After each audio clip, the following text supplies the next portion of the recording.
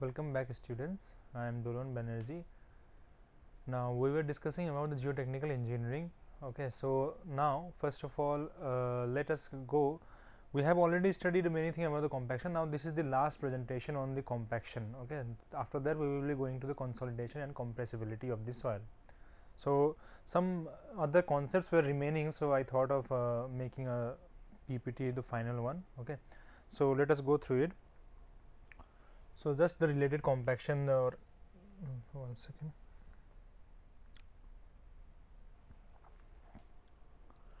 Just some concepts which we are remaining, we will be covering up, and some methods of compaction as well, okay, which we have not covered in the last classes. First of all, let us see.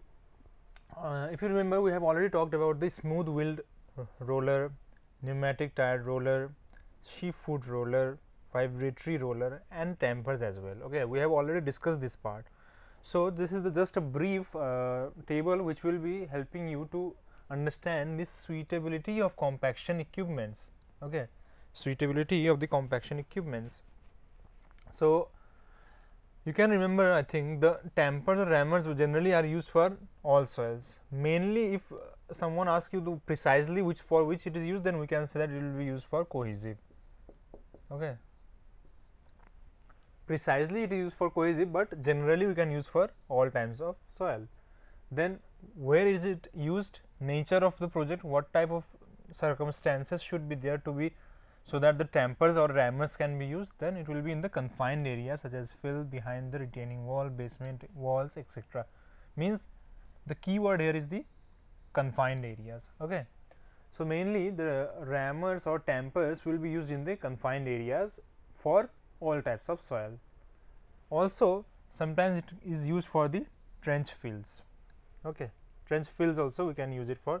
This is also the use, either this or this. Okay, then smooth wheeled rollers. About smooth wheeled rollers, we can see suitability again. Where it will be used mainly, it will be mainly used for the gravels and sands and crushed rocks. Means we can say that coarse aggregate. Okay, CA means coarse aggregate. Smooth, we have already discussed about this also. Where it is used, you can see in the everyday life also, in the road constructions, or in the dams also it is used. Okay, in dam core. Okay, or not actually in the dam core, let me write it, not in the dam core, one second. So, for the dam upper layer we can say. Okay, upper or outer layer it is used. Okay, then further, this is smooth. Now pneumatic tire roller. Pneumatic tire roller, you know, it is generally used for all types of soil. Okay, generally used for all types of soils, namely sand, gravel, silt, clayey soil, not suitable for uniformly graded soil. Okay, not suitable for uniformly. What do you mean by uniformly graded soil? If you remember, we have already discussed what is uniformly graded soil. If this is the gradation graph, okay, this was the gradation graph. If you remember, it was something like this, means it was a log table. Okay, if you remember, this was one part was the log and another was the, means it was a semi-log graph. Semi-log graph. So it, what we had seen, uniform was the one which was something like this. Okay, well graded was like this, gap graded was like this. Okay, so this is the uniform, means it has obtained only a range of the particle size, or it contains only some definite particle size elements in it. So this type of soils cannot be compacted by pneumatic tire roller. Okay, and where now it is used, what should be the nature of project to so that the pneumatic tire roller can be used? Base, sub base, embankment compaction, highway. Okay, for highway and airfield we can use for the base compaction, sub base compaction, embankment compaction, etc. Okay, you know, in highway, what do you see? Like this. This is the main road. Okay, somewhere here. Okay, here you have this path and shoulders and all, and this is the general ground. So the compaction of this part, for the compaction of this part, the pneumatic tire roller can be used. Okay, sheep foot roller, mainly for clayey or cohesive soil. Okay, where core of the earth dams. Then vibratory rollers. What about vibratory rollers? These are mainly used for sands. Okay, mainly used for the sands only. So means mainly for the, you can say, finer parts of coarse aggregate. Finer parts of the coarse aggregate, and where, under what circumstances? Under embankment or oil storage tanks, etc. Okay, means you know that oil storage tanks which are made are generally made on such construction that is a solid one. Okay, and the tank is somewhat made here. This is the oil tank. So for the compaction of this part, this vibratory roller may be used. Okay. Now comparison of dry of optimum with wet of optimum. I think you remember this part we have already covered nearly. Here it is in the tabulated form, so that you can get the gist of this. Okay, dry of optimum with wet of optimum. Structure after compaction. Dry of optimum, if you remember, it was flocculated. This was the dry of optimum and this was the wet of optimum. This was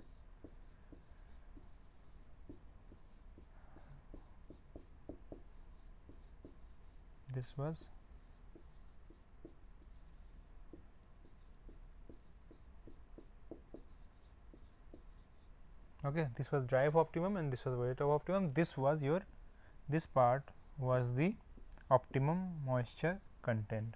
Okay, this one was gamma D max or maximum dry density. So in this part, if you remember, I have already told you that the flocculated particles are mainly there, predominant in this part. Okay, something like this, and here it is dispersed, something like this, Okay. So this is your dry and this is your wet. Here it is the flocculated structure and here it is dispersed one. So this is written here, orientation.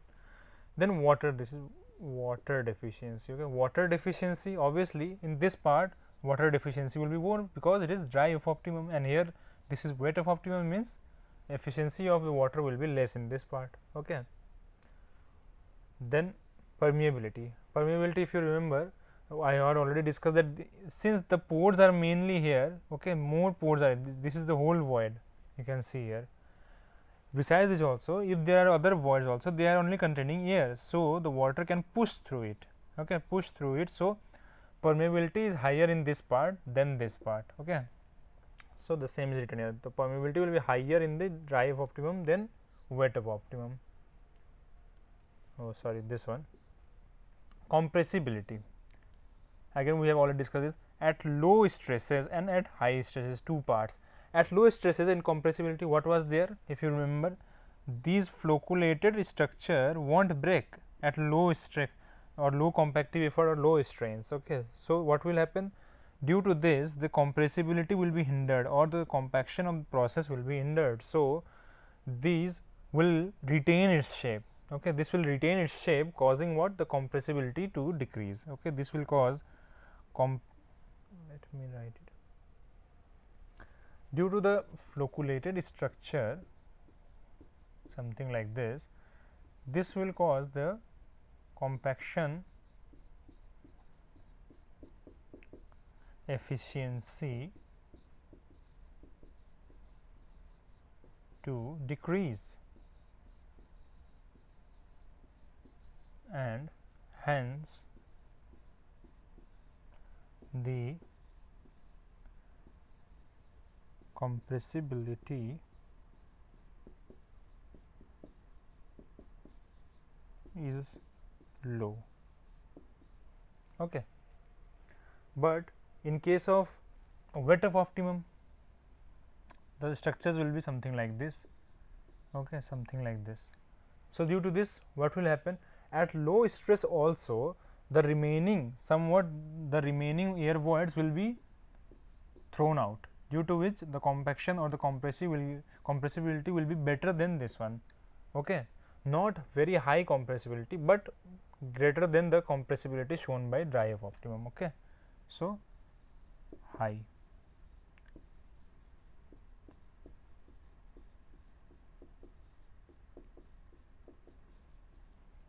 Okay. For low stresses it was the case, here it is low and here it is high, but in high stresses, if you remember what will happen, the compressibility now, if the load or the stress range is increased very high, then this will break apart, okay, this will break apart to form like this structures, something like this. So, what will happen now, the compressibility will become high in this part, and here as it is already compressed to whatever level it could be compressed. So, now it will be low, okay. Now, here it will be low and here it will be high. Swellability, what is swellability? If you remember, swellability means, what was swellability? Swellability means how much, let me write it,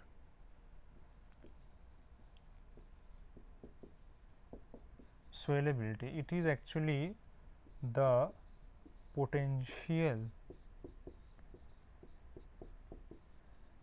of swelling or expansion of the soil, okay, mainly due to water content variation.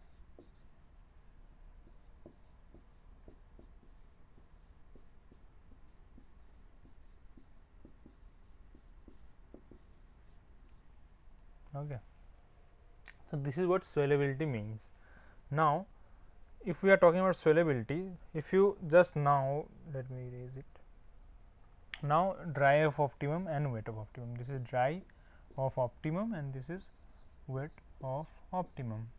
For swellability, you can yourself see in this part there is efficiency, not efficiency, sorry, deficiency of water, okay. So, what will happen if water is provided, okay, if water is provided to the soil in this part, suppose soil is here, water you add, what will happen? Swelling will be more,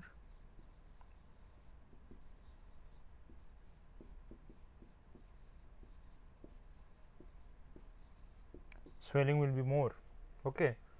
But in this part already water is sufficient, water is sufficient.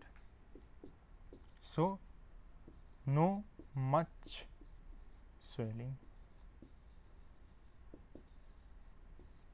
okay. Now, shrinkage, shrinkage is just opposite to this. Since it has less amount of water, this part has the less amount of water. So, obviously, if you remove that water, the shrinkage will be also less, because there was less amount of water.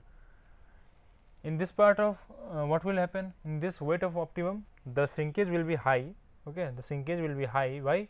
Because it has a large amount of water in it, okay, large amount of water is there in it. So, once that much water is removed, the shrinkage will be also high. Stress strain behavior, stress strain behavior, just the graph if you remember, like this and like this, okay. So, brittle failure, why? You can see that it is taking taking up the stress and strain. Let me write it here, this was the strain and this was the stress. Now, you can see up to a level, okay, up to a level it is increasing, after that sudden failure is there. So, this is called the brittle failure. If there is a sudden failure, then it is named as brittle failure, okay.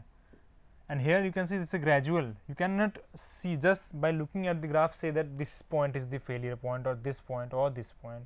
So, there will be the ductile failure, okay. So, this is the case. Now, let us move forward. Selection of compaction water content. You remember by just the properties which just now we discussed here, okay, such as the permeability, where it is more and where it is less. Again, compressibility, where it is high, where it is low, and all. Based on these properties, we choose what type of water content is to be kept at different purpose or different areas of the construction. Suppose there is a core of earth dam, okay, we have to construct the core of an earth dam. Then what should be the compaction water content? It should be wet of optimum. Why? Why to keep the core of earth dam? Means suppose you are to, this is the dam and this is the core, okay. Here the soil which you will be filling or which you will be compacting should be compacted at the wet of optimum. Here it should be wet of optimum. Why? Why is it so? Because permeability and preventing the cracking, means, you know, as you have seen here, just you can see here the permeability is less where? In wet of optimum part. And in case of dam, why is the dam used? Because here will be water and here will be lesser water. So, we have to constrain this water to go like this or to seep like this from it, from its body. In order to prevent this seepage, we need what? The core to be compacted at wet of optimum, so that the permeability here will reduce in this part. So, the water will not be able to reach there. I think now you understand why we have to put the wet of optimum in the core of the dam, so that the permeability is reduced for the water to seep from this part to that part, okay. And cracking is also prevented from due to this part, okay. Now, homogeneous earth dam. Homogeneous earth dam, dry of optimum. Why? To have a stronger soil and to prevent built up of high pore water pressure. What is homogeneous earth dam? First of all, homogeneous earth dam is actually something like this. It is totally made of soil, okay, fully made of soil only, or you can say any other material, but fully made of a single material only. That is called the homogeneous. In this case, we are talking about the soil only, okay. Earth dam. What is earth dam? This is means soil. Mainly the soil is used here, okay. So, this will be compacted in the dry of optimum part, okay. Why? Because in the dry of optimum part there will be low water pore water pressure, okay. Here it is not written anyway. The, if you remember, in the dry of optimum and there is wet of optimum, here water is less, water was less, here water is more. And what was pore water pressure? If you remember, I told you it is the pressure which is exerted by the water in the soil on the particles of the soil. Means, if this is the particle of soil, suppose if water is filled in here,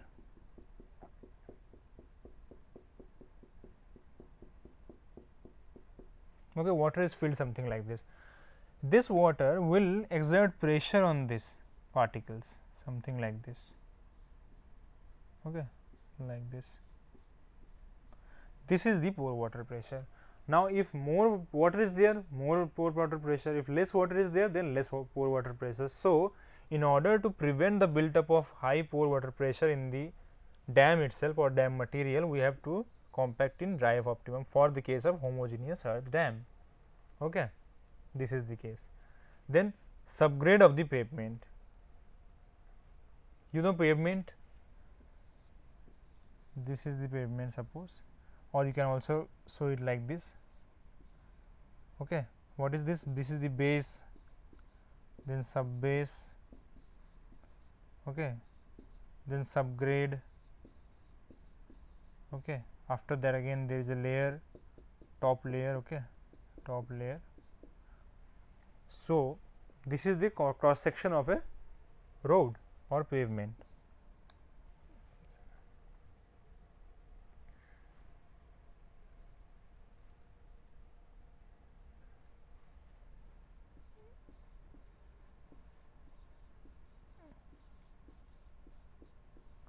this is pavement. Okay, this is the cross section. So, now for the subgrade of pavement means this part, weight of optimum again used. Why? To limit the volume changes. Means what does this mean? If you remember, there is in general practice, if rain falls, okay, if raining is there, then what will happen? There may be some cracks in this top layer. So, what will happen? This will seep into the ground or seep like this to this subgrade part. What will happen due to this? If the soil here is kept in dry of optimum, if it is put at dry of optimum, then due to the availability of water from this upper part, what will happen? This will swell out. Okay, this will swell out. This will increase in the volume, something like this. It will increase in the volume. Once the volume of this gets increased, what will happen? It will exert pressure here. Okay, it will exert pressure here as well as here. Okay, so this may get compacted to the bottom. That is a different case. But what will happen here? If you see it, this was the top layer. This is the subgrade. Once pressure is built up here, something like this, okay, pressure, this is the pressure. Pressure has built up here, then what will happen? This will tend to break it out, break the surface, or at least cause many cracks to happen on the top layer. Okay, many cracks. This will damage the top layer. The final outcome, what will happen? Damage the top layer, due to which in near future this will break off, and due to which again the construction had to be made. So, the cost will be increased. So, if now weight of optimum soil is used, then what will happen? No swelling will take place. Okay. We can write here weight of optimum, this will cause no swelling. So, due to which no pressure, so the road can be carried out for a longer amount of time. Hence, for the subgrade part we go to the weight of optimum. Okay. So, this was the use of what we read before. Now, let us move forward. Some more of the compaction methods were left. So, let us discuss them. Vibroflotation method. Vibroflotation is a technique in the in situ densification of cohesionless soil. It was developed in Germany in 1930s. We have already discussed about this. So, just let us go to the steps that how it is done in the ground. The jet at the bottom of the vibrofloat is turned on and the lowered into the ground. Means there is a pipe, something like this. Here a jet is fitted. So, this is turned on, means water starts oozing out from here. The water jet creates a quicksand in the soil and allows the vibrating unit to sink into the ground. Once the water is here, large amount of water, this causes the quicksand condition. Okay. So, it will get inserted easily without any much effort. Granular material is poured from the top of the hole and the water from the lower jet is transferred to the jet at the top of the vibrating unit. Means now from here the granular material is poured. You can see the diagram in the next. Okay. Here you can see what is happening. First of all, water jet has been applied. You can see again water jet is applied. So, this is has inserted easily. Now, what have they done? They have inserted, you can say this is the material of the fill material. Okay. They have inserted it. Here also you can see they have already filled it. Here you can see again more part of it is filled, means it is filled. It is slowly taken out and the material which to be filled is poured inside continuously, so that this packing can be done. Okay. So, this is main procedure for vibroflotation. The vibrating unit is gradually raised up to 0.3 meter lift and held vibrating for about 30 seconds at each lift. This process compacts the soil to the desired unit weight. Means it will be slowly now lifted up. Okay. Lifted up and vibration is continuously taking place. Vibration is this causes it to compact further. This part will compact and this again it will be lifted up, again this compact, again compaction, this Finally, if something is to be poured inside, then that can be made to poured inside and it will be filled. Okay. Now, TerraProve method.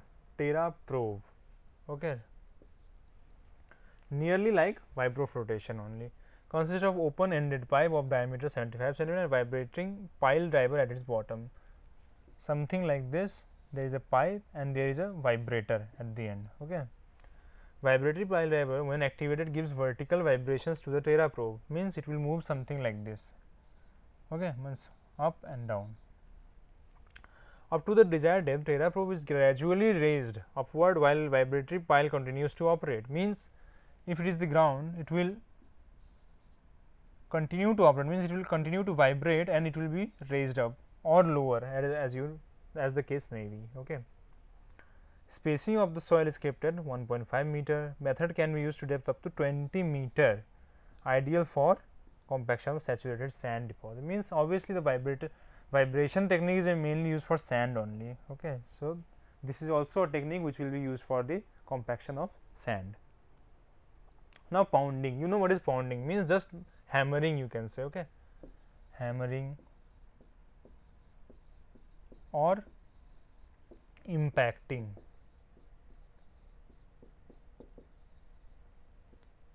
Okay. Very effective for compacting very loose sandy soil and fine grained soil.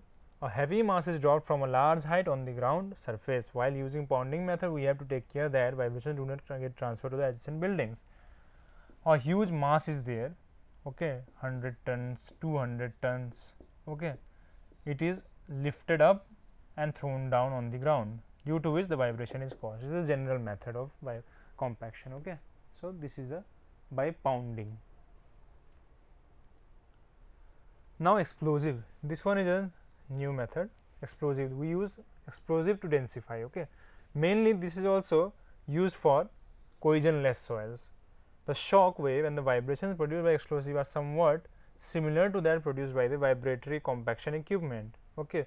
Means in this also, in explosives also, what will happen? A shock wave and the vibrations are produced. Okay. And due to this only the soil gets compacted, which may be generally the cohesionless soils.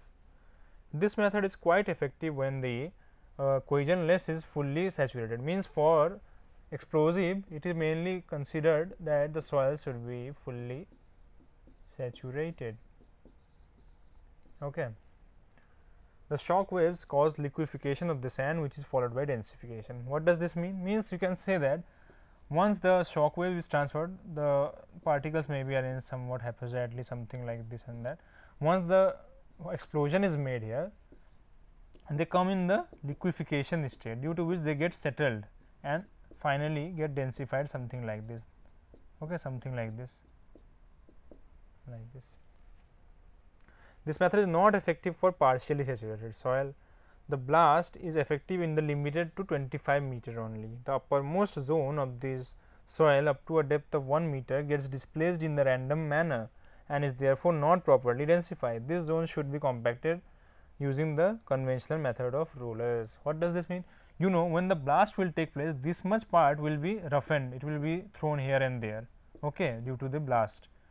This will get compacted, that is okay, but to again we need the compaction here also. So, what we have to do? We have to use general methods or conventional methods, or the method which we have studied in the earlier stages. Now, compaction piles. Generally, this is also used for the sand only, okay, mainly for sand. So, are one of the potential methods for improving ground stability, preventing liquefaction, reducing settlement, similar application. This method involves driving a hollow steel pipe into the ground. The bottom is closed with a collapsible plate down to the required depth, and then the pipe is filled with sand. The pipe is withdrawn while the air pressure is directed against the pipe inside, sand inside it. Means there is a hollow pipe. Okay, this is a hollow pipe. It is sealed first of all here. It is inserted into the sand. Okay, it is inserted inside the sand. Then what will happen? Once it is inserted inside the sand, then again it is poured inside the what? Sand again it is poured inside as well. Then it is open. Then slowly with vibration it is taken up. What will happen? Slowly the hole which it had made will be fill with the sand itself, and due to vibration the compaction will also take place. So, this is the method. The bottom plate open up with the oil and sand, the sand backfills the voids created earlier due to the driving. As I have said, this will be open and sand will come out from this, causing the hole to be filled with the sand only. The sand backfill prevents this soil surrounding the compaction pipe from the collapsing as the pipe is withdrawn. During this process, the soil gets densified. Obviously, once you have you have made it inside by boring, okay, because it is boring, we can see it is also written in this part. Hollow steel is driven, okay, into the pipe. Once it is driven into the, for what we will do, first of all, something like this, the hollow will be there, then the sand will be filled inside it and this will be opened. Due to this, the sand will come outside, and this, once we will keep it up above, means we will try to put it above, means pull it out, and this sand will keep on being filled inside where the pipe was there. So, compaction will take place. Okay. This is just the overview, or this is a simple diagrammatic representation. You can see this is the sand compaction piles which have been inserted here. Okay. These are the sand compaction, due to this the sand is being compacted, okay. And this there is a building here which is supported on this ground only, okay. So, this is just an example of compaction piles. So, this was it, just go through the questions, and from the next class we will be discussing about the consolidation and compressibility of soil. The compaction part is over now, okay. And the consolidation we will speak about. Actually, the consolidation is also the part of compaction only. In compaction, what happens is that the voids are filled with air also, means the soil is not fully saturated in case of compaction, but in consolidation the soil is fully compacted or fully saturated, I am sorry, it is fully saturated, due to which the water has to be removed from the voids of the soil in order to that the consolidation takes place. So, it is a time taking process, because compaction was a impactful and quick process, but consolidation is a long process, and we will study about its time dependency in detail as well. So, let us connect in the next class and continue our lectures. Thank you for watching the videos. Stay connected. Thank you.